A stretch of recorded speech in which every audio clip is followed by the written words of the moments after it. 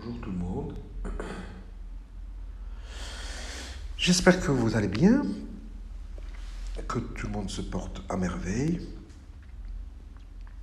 et que vous avez la pêche lors de votre préparation.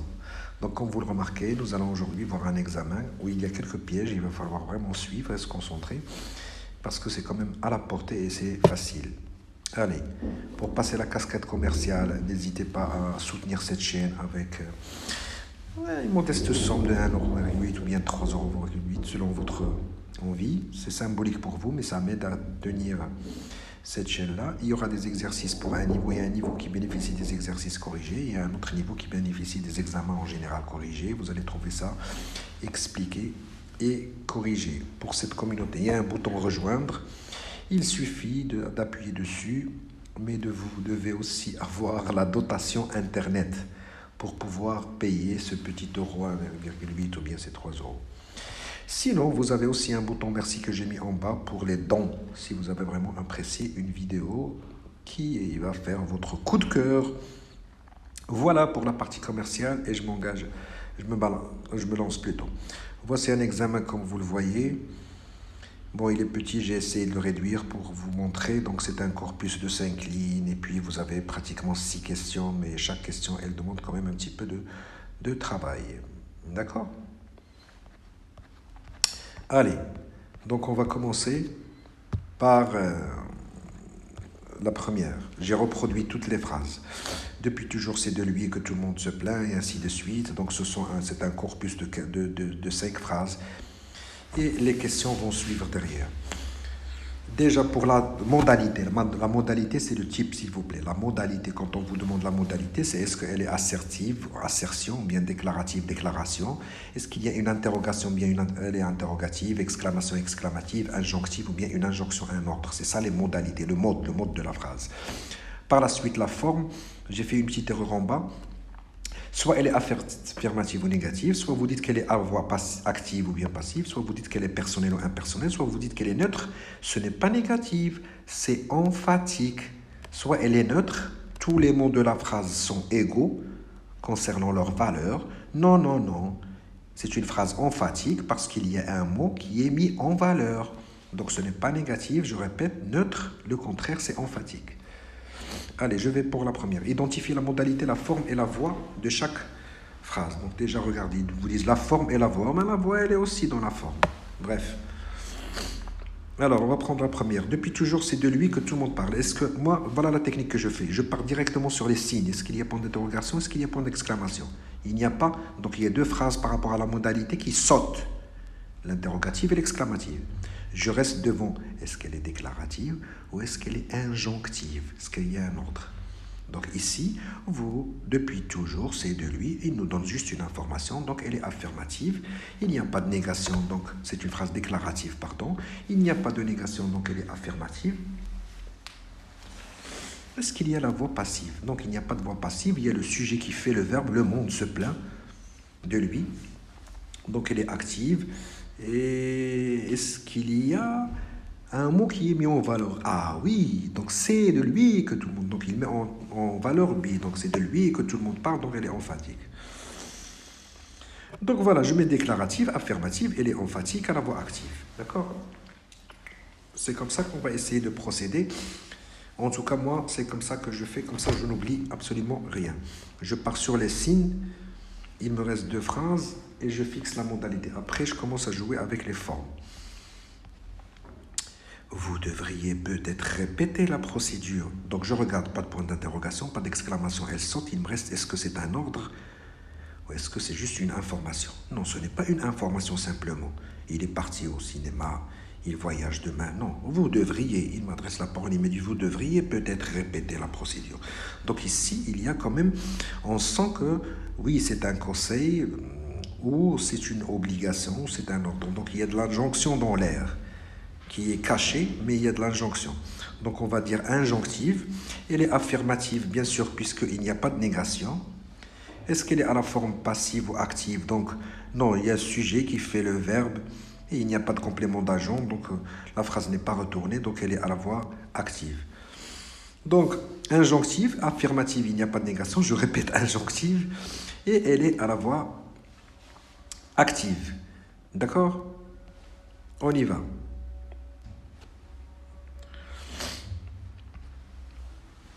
Les mesures barrières ne sont que provisoires.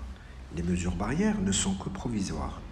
Alors, ici, il n'y a pas de point d'exclamation, il n'y a pas de point d'interrogation. Donc, il me reste injonctif et déclaratif. Ici, est-ce qu'il me donne un ordre ou bien il m'oblige à quelque chose? Les mesures barrières ne sont que provisoires. C'est juste une information qu'il donne, donc elle est déclarative. Alors, puisque c'est parti pour c'est déclarative, est-ce que je vois qu'il y a par exemple est-ce qu'il y a de la négation ici? Oui, je vois qu'il y a un non. Donc déjà, je remarque que c'est à la phrase, la phrase elle est à forme négative. Est-ce qu'elle est à voix active ou bien elle est à la voix passive? Donc ici, je ne vois pas moi de voix active. Les mesures sont provisoires. Si j'enlève barrière, j'enlève ne, j'enlève que, il me reste quoi? Les mesures sont provisoires. Donc, je suis désolé, c'est active, d'accord? Donc, déclarative, négative, restrictive, à la voix passive. Moi, je ne vous conseille pas de mettre restrictive parce qu'il vous dit juste la forme. Ne rentrez pas dans les détails des choses, ne vous compliquez pas les choses. Moi, j'aurais pas dû dire restrictive. Je dis que tout simplement, c'est une phrase déclarative qui commence par une majuscule qui termine par un point. Elle est négative et elle est à la voix active. Simplement, vous pouvez vous arrêter là. Vous n'avez pas besoin de rentrer dans le type de négation et tout ça. Il y aura d'autres questions sur ça. D'accord? Allez. Personne n'a été avisé par le responsable. Donc déjà, vous voyez là, ici, qu'il y a de la négation. D'accord? Est-ce qu'il y a d'abord exclamation ou bien interrogation? Non, il n'y a rien de tout ça. Donc, chiche. Puisqu'il n'y a rien de tout ça, donc je dirais que, est-ce que c'est un ordre? Personne n'a été avisé par le responsable. Donc, il n'y a pas d'ordre. Donc, qu'est-ce qui me reste? Bien sûr, par élimination, la déclaration. Ensuite, la négation saute aux yeux. Personne n'a été avisé. D'accord? Donc, elle est négative. Maintenant, est-ce qu'elle est passive ou active? Donc, j'enlève la négation. N et personne. Une personne, par exemple, a été avisée par le responsable. Donc, ce n'est pas le sujet, le réel, qui fait le verbe. Non, bien, on remarque quand même qu'il y a un complément d'agent après par. Alors que celui qui est censé ou qui doit aviser, c'est le responsable. Donc ici, la phrase est retournée. Personne n'a été avisé par le responsable. Normalement, ça doit être le responsable a avisé tout le monde. Le responsable a donc, je dis qu'elle est à la forme passive, s'il vous plaît. Donc déclarative, négative, à la voix passive. Depuis quand ce virus massacre-t-il? Là, ça crève les yeux. Donc déjà, on a notre signe, elle est interrogative, d'accord? Est-ce qu'elle est affirmative ou négative? Donc, depuis quand ce virus massacre-t-il les corps, les âmes? Donc, il n'y a pas de négation, je dis elle est affirmative. Est-ce qu'elle est à la voix passive? Non, je remarque qu'elle n'est pas à la voix passive, donc elle est affirmative. Elle est plutôt à la voix active parce que le sujet c'est quoi? C'est le virus massacre les corps et les âmes. Donc il y a le sujet qui fait le verbe. C'est lui qui massacre, c'est le virus qui. Donc c'est le sujet réel qui fait le verbe. Donc c'est la voix active. Alors je pourrais rajouter aussi affirmative. Je me suis trompé, j'ai mis partiel, mais bon.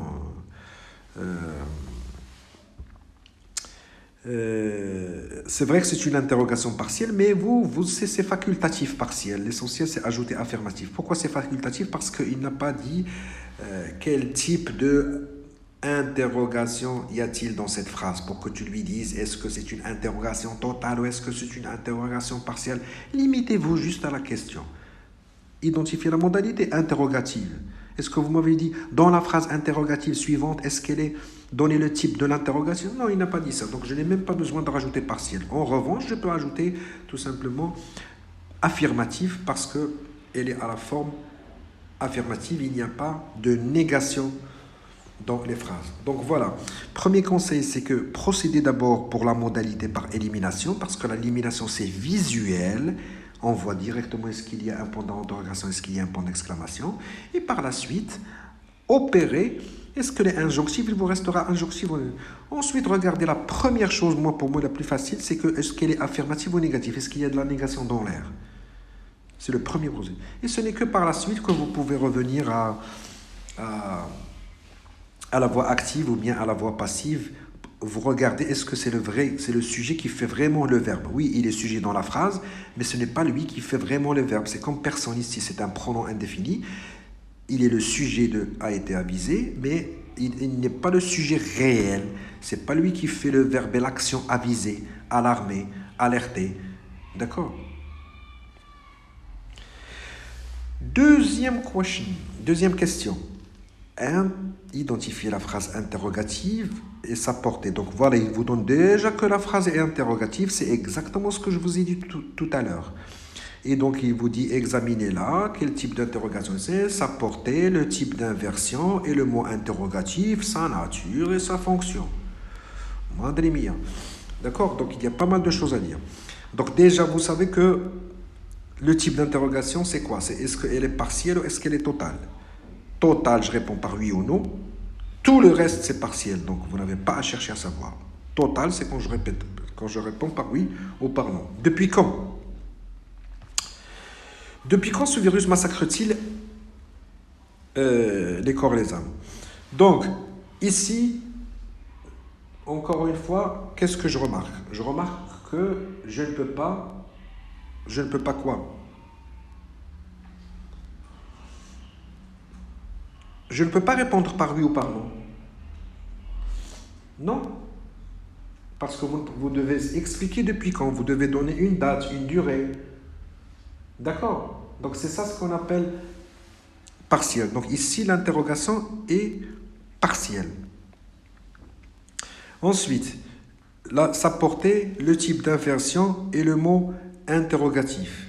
Alors, à votre avis, puisque vous avez dit partiel, pourquoi? Pourquoi vous dites partiel? Parce que je suis navré, mais vous avez bien vu qu'il y a un outil, un mot interrogatif qui vous a alerté et qui vous a dit qu'elle est partielle. Et les mots interrogatifs sont où, comment, combien, quoi, qu'est-ce que. Donc c'est ça. Donc collez-le directement après. Une fois vous avez dit qu'elle est partielle ou bien elle est totale, justifiez votre réponse sur le coup. Parce que c'est ça le mot interrogatif. Donc ici vous remarquez que c'est quoi? C'est le mot... Allez, je vous laisse 3 secondes.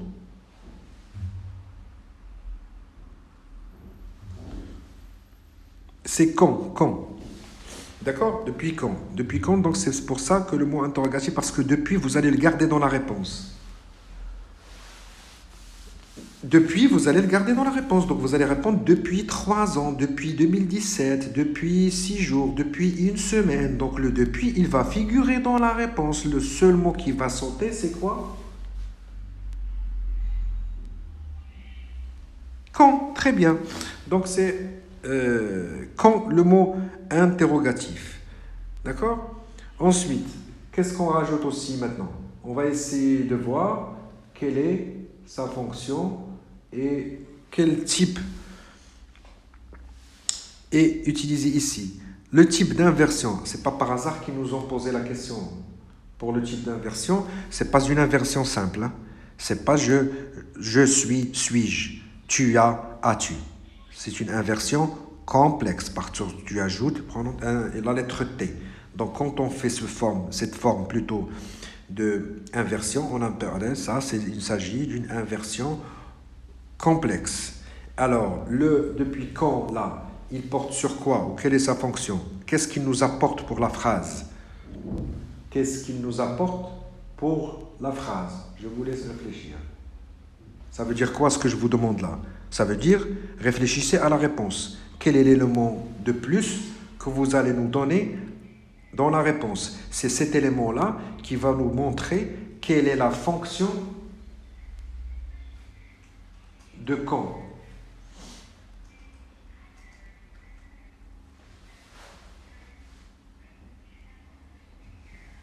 Allô? Donc, vous allez dire quoi? Ce virus donne quoi? Massacre-t-il les hommes? Pardon, excusez-moi, parce que je suis enrhumé.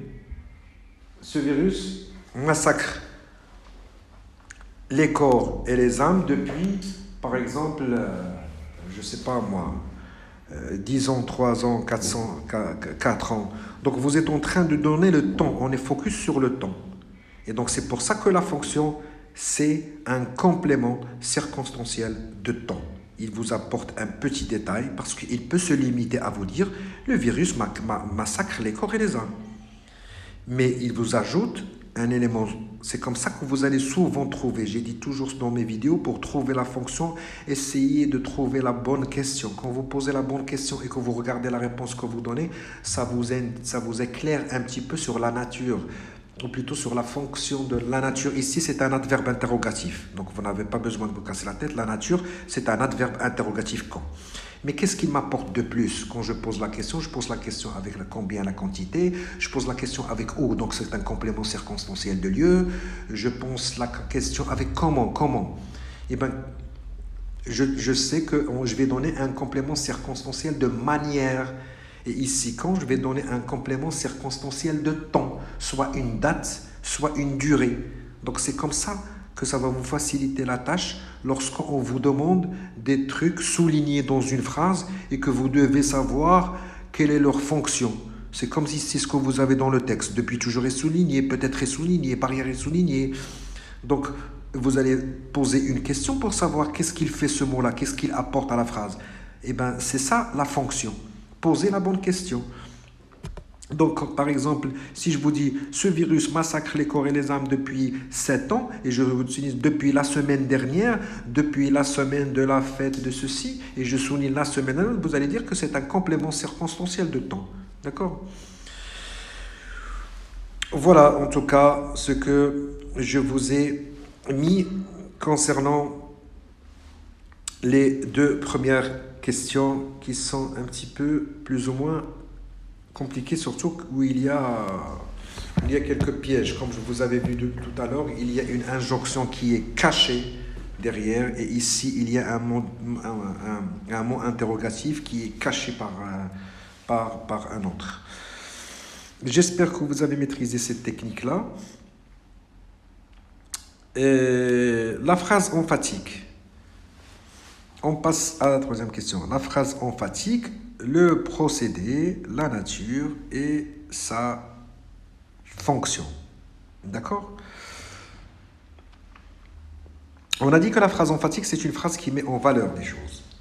Donc, vous le savez déjà. Moi, j'ai une technique avec laquelle je procède pour les phrases emphatiques, pour savoir quelle est l'emphase, quel est le procédé utilisé, la nature, sa fonction du dit. Pour savoir quel procédé il est utilisé, il y a un truc qui est encore ici visuel. Il y a un truc qui est plus ou moins visuel. C'est quoi ce truc visuel? C'est parce que, en général, c'est une extraction ou bien dislocation. Donc, il y a un cours sur ça. Mais ici, on ne va pas faire le cours. Donc, pour savoir est-ce que c'est une extraction, il y a des indicateurs visuels. C'est quoi? C'est les présentateurs. C'est, voici, voilà, il y a, c'est qui, c'est que. Donc, je suis navré, mais ça, c'est visuel. Donc, allez foncer directement pour ça. Cherchez, est-ce que vous allez voir des présentateurs? S'il y a des présentateurs, vous êtes forcément dans l'extraction. Mais si vous ne voyez pas de présentateur, ni c'est qui, ni c'est que, ni ce que, ni voici que. Donc déjà, c'est visuel. Donc vous savez que vous êtes dans la dislocation. C'est quelque chose qui est segmenté, qui est séparé sans présentateur. Donc ça, à chaque fois, je rabâche ça aux étudiants. Il y a un truc visuel, il y a un indicateur visuel. Donc vous savez que c'est de l'extraction quand c'est visuel. Donc quand c'est qui, c'est que, vous dites ici, c'est une phrase emphatique et le procédé utilisé, c'est l'extraction. Et quel est le mot qui est mis en relief? Bien sûr, c'est lui, mais quel est le procédé utilisé? C'est une extraction. Très bien, mais avec quoi? Avec c'est que j'ai entouré le mot de lui. Donc, je veux mettre l'accent sur lui, la personne. Donc, c'est pour ça que je l'ai entouré avec c'est que. Donc, c'est que c'est l'outil utilisé pour faire ce clivage. Parce que vous avez créé un clivage. Ça aussi, c'est un cours. Je vous renvoie au cours de la vidéo pour comprendre la notion de clivage. Alors la fonction de lui, c'est quoi? Le monde se plaint de lui. De lui, cette fonction-là qui est entourée par ces que. Eh bien, c'est un de qui? Donc, vous avez compris que c'est un COI. D'accord? Alors, emphatique, type extraction, le mot mis en relief est lui, c'est un pronom personnel complément. D'accord? C'est de lui que se plaint et sa fonction est COI. Donc, j'ai oublié de vous dire la nature. Donc, bien sûr, c'est un pronom complément d'objet indirect généralement. Je lui parle, je lui dis, ainsi de suite. Et donc, sa fonction, c'est un COI. Et le clivage, c'est avec c'est que. Il y a une autre vidéo sur laquelle je reviens sur les différents types de clivage. Le clivage simple, le semi-clivage, le pseudo-clivage. Est-ce que c'est un clivage ou c'est il s'agit d'une segmentation? Mais moi, je reste juste sur la technique, la méthode avec laquelle vous foncez pour voir. Quand vous voyez, s'il vous plaît, et je le rabâche, il y a des indicateurs visuels, profitez s'il vous plaît. Regardez directement les présentateurs. Vous êtes là. Donc ça y est, la séance est close. Ça veut dire je fais rideau. J'ai un présentateur, il y a 99,99% que c'est de l'extraction. Et je vais voir est-ce que c'est que, c'est qui, voici, il y a, avec les présentateurs très connus. Ok? Clivage avec c'est que, mais comme je vous ai dit, voici que, je vous renvoie à la vidéo pour savoir ce que c'est qu'une phrase clivée, semi-clivée et pseudo-clivée. Ok? Je ne veux pas vous retenir plus longtemps. Pour la communauté, s'il vous plaît, écoutez-moi. Pour la communauté, vous allez partir. Il y aura la vidéo intégrale de tout l'examen. D'accord? Pour la suite de l'examen, je l'ai réservé à la communauté. Donc, mais vous, j'ai déjà vu quand même plus de la moitié. On a fait les 3 questions. Il restera quand même l'autre moitié. Ça veut dire la question 4, la question 5, la question 6. Mais l'intégralité, l'examen, il est repris comme une vidéo qui est réservée à la communauté. Donc, je vous demande pour mes abonnés dans ma communauté de partir tout simplement. Vous allez la trouver d'ailleurs ouverte pour vous. Voilà. Donc j'espère que j'ai apporté un petit quelque chose. Un petit message aussi de votre part ne fera pas de mal. Un petit like. N'hésitez pas surtout à partager. Je vous serai reconnaissant si vous partagez les vidéos. Pour toute formation en ligne, comme à l'accoutumée, maintenant on est dans l'accéléré parce que la majorité des groupes à qui je donne des formations, ils sont déjà à la 3e séance. Pratiquement l'intégralité des groupes sont à la 3e séance. Donc il ne reste qu'une 4e. Mais on met des places, des fois, des formations accélérées. Ça veut dire 2 séances par semaine. Et ce qui fait qu'en 2 semaines, ils travaillent un module de 4 séances. Ils le travaillent en 2 semaines, 2 séances par semaine. Voilà, n'hésitez pas à me contacter pour tout complément d'information. Et moi, je vous dis bye bye et je